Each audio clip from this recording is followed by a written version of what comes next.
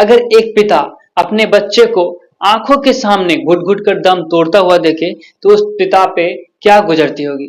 जरा कल्पना करो दोस्तों कि आखिर एक पिता के सामने उसका बच्चा बचने के लिए अपने पिता से गुहार लगाता रहे, लेकिन पिता लाचार होकर अपने बच्चे की जान ना बचा पाए, वो अपने आप को कैसे माफ करेगा।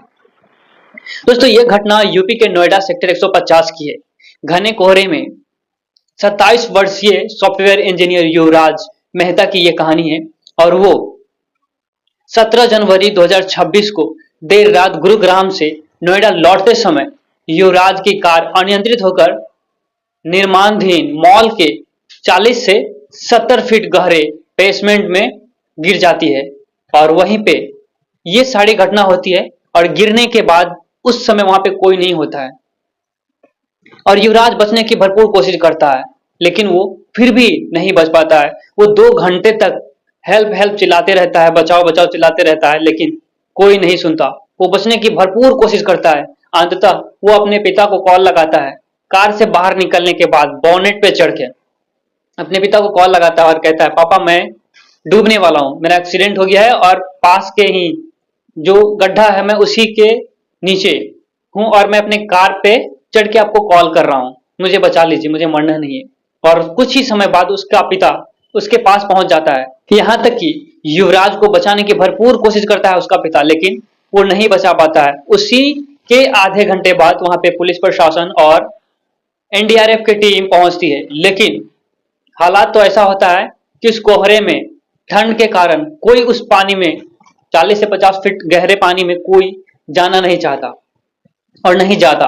उसी समय एक डिलीवरी बॉय आता है और ये सब देखता है। फिर वो अपने कमर में रस्सी बांधता है और कुछ नहीं देखता है और उस पानी में छलांग लगा देता है। लेकिन कोहरे इतना ज्यादा था कि इस वजह से वो लड़का नहीं दिखता है। और ये है यूपी का योगी राज्य का सिस्टम। युवराज को अगर सही समय पे एनडीआरएफ की टीम उस पानी में डुबकी लगाती, अगर सही समय पे वो पहुंच जाता तो शायद युवराज आज जिंदा होता। उसके पिता कितना कलप रहे होंगे, कितना तड़प रहे होंगे, लेकिन फिर भी नहीं बचा पाए। उसकी आंखों के सामने उसका बच्चा दम तोड़ दिया। ये किसकी गलती है?